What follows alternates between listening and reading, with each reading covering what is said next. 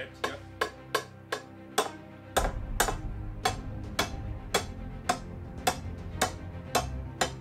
Oh, mon garçon! Vous m'avez parlé, maître Darwin? Tu fais quoi, mon garçon? Je forge une nouvelle lame. Mon rêve serait de forger une lame exceptionnelle, capable de protéger le peuple comme il se doit.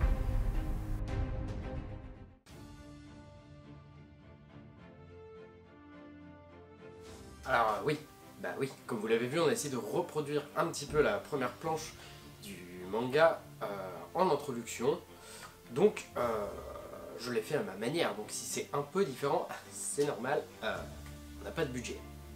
Salut les petits ninjas, comment allez-vous? Aujourd'hui donc on va parler d'Egregor. Egregor, le souffle de la foi, est un peu une sorte de reboot parce qu'il y a un manga du même nom et de la même histoire qui était sorti il y a quelques années. Mais il y a un moment que ce tome est sorti, donc moi j'en avais même pas connaissance. Jay Skyward au scénario et Kim Jae-won au dessin.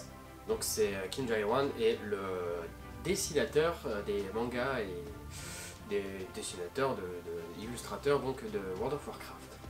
Nous avons 4 héros. Foa pour l'épée, Pilin avec l'arc, Atal se sert de la lance, Rost ravage tout avec une énorme double hache. Mais on verra sûrement un peu plus tout ça et toutes ces actions de ces personnages dans le tome 2. Foa est un jeune forgeron à en devenir. Et il a un rêve, celui de forger une lame pour un égide, qui sera donc capable de défendre son peuple comme il se doit. Rost, Pilin et Atal sont 3 jeunes chasseurs ayant terrassé une terrible créature. Un exploit plutôt impressionnant. Almaz, quant à lui, est l'égide du village. Un titre assez honorifique. Et son rôle, c'est de protéger le peuple de la nuit de la moisson. Une nuit plutôt craint un peu par tout le monde parce que t'as des faucheurs, des ravageurs, tout ça qui viennent un peu tuer tout le monde pour récupérer les âmes, c'est pas... Ouh. Nous commençons cette histoire auprès de Foa qui doit livrer des armes à la baronne. Et c'est un peu tout nouveau pour lui, il est en admiration devant tout.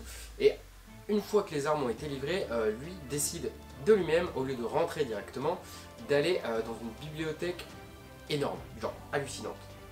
Mais le temps passe plutôt rapidement et la nuit se rapprochant.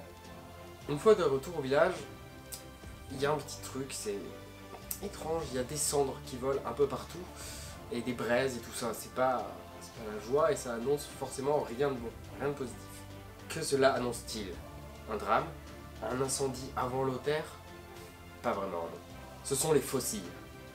D'horribles démons avec une force démesurée venus pour la moisson. Autrement dit, la récolte d'âmes. C'est alors qu'un combat s'ensuit entre Almaz et 3 fossiles. Un destin bien étrange attend nos jeunes héros, et ce tome 1, quand t'avances, te rapporte d'énormes surprises sur les fossiles, les personnages, les faux, les égides et leur destin. Et franchement, c'est un tome 1 qui pour moi est une grosse mise en place, certes, mais commence énormément bien.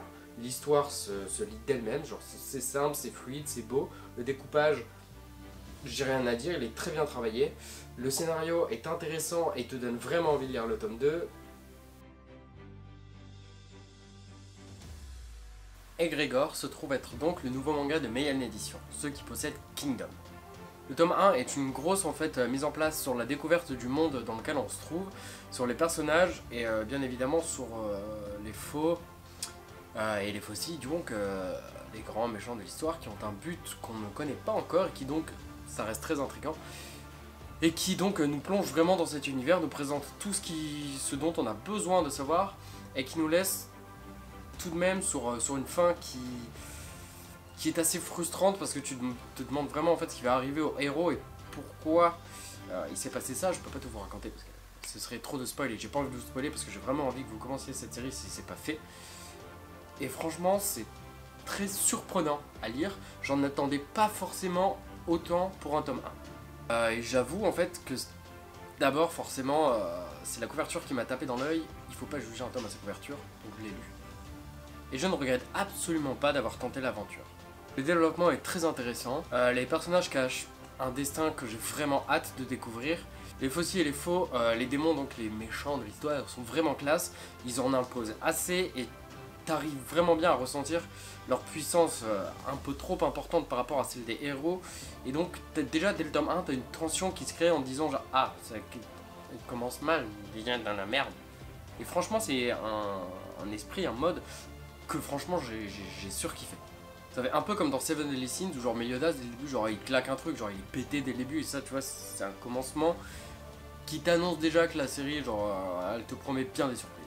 Les personnages qui sont tous vraiment bien développés, qui ont une personnalité et qui sont ultra intrigants, c'est vraiment ce que j'attends d'un tome 1 parce qu'un tome 1 c'est toujours une mise en place des personnages et tout ça, faut créer quelque chose, faut que le lecteur ait envie de lire le tome 2 et c'est vraiment compliqué parce qu'il faut révéler des choses mais pas tout, faut révéler juste ce qu'il faut pour que le lecteur se sente intrigué et se dise genre merde, c'est pas comme ça que je voyais les choses. Et que là tu te dis genre je veux la suite. Après seulement comme on s'en doute, absolument tout n'est pas rose. Il y a forcément des points qui me déplaisent un peu dans ce manga. Notamment un, c'est qu'en fait ce sera au niveau du dessin, c'est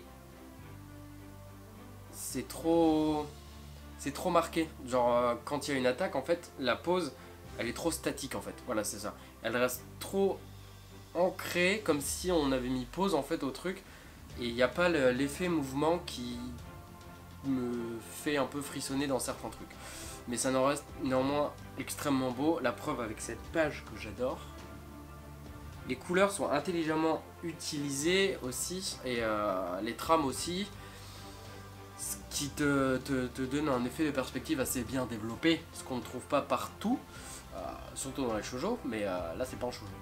Donc comme je disais, ouais, les trames sont très bien placées, ça rend le tout extrêmement réaliste.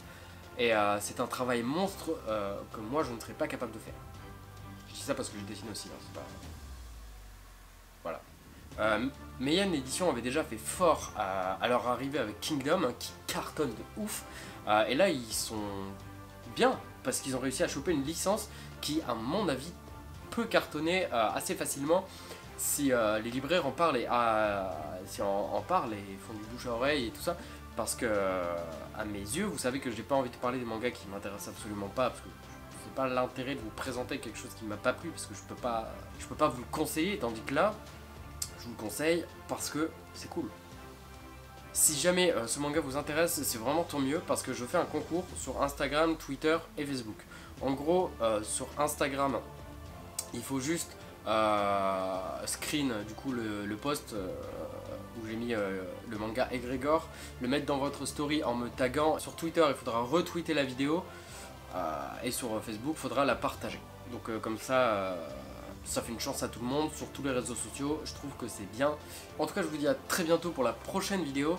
Je sais pas si ce sera celle que je pense, mais si c'est celle que je pense, parce qu'il faut le temps de la tourner, parce que c'est en extérieur, mais ça promet d'être un très gros projet. En fait je vais avoir besoin de 2 caméramans, je vais être maquillé, pas maquillage chelou, je vais être maquillé légèrement, on va tourner dans un bar, on va tourner en extérieur, je vais faire une ambiance un peu sombre. J'ai un abonné qui m'a aidé, parce que c'est le gagnant du concours, on a travaillé sur cette vidéo ensemble. Je vais avoir besoin aussi d'une doubleuse, ce sera ma chérie, pour faire une voix. Moi aussi il y aura un peu de doublage, enfin, franchement ça va être un gros truc et j'attends de ouf de pouvoir tout faire, la monter et la sortir, parce que c'est un projet qui me palpite au fond là. Je suis à fond dedans, ça me donne de l'énergie et de la motivation, surtout qu'on est de plus en plus sur cette chaîne et ça c'est vraiment le feu. Parce que genre ça me motive aussi à me pousser dans les projets, dans les vidéos, dans les introductions, ou dans le fait tout simplement aussi de faire des concours, parce que ça ramène des gens et si on est de plus en plus nombreux, moi je pourrais me permettre de faire aussi de plus en plus de gros concours en fait. Et c'est ça que je trouve intéressant avec ma chaîne, c'est que ma communauté qui se développe, vous êtes ouf, vous êtes adorables, c'est un soutien dont j'ai besoin, mine de rien, pour faire toutes ces vidéos. Donc merci infiniment pour ça. Bisous sur les fesses.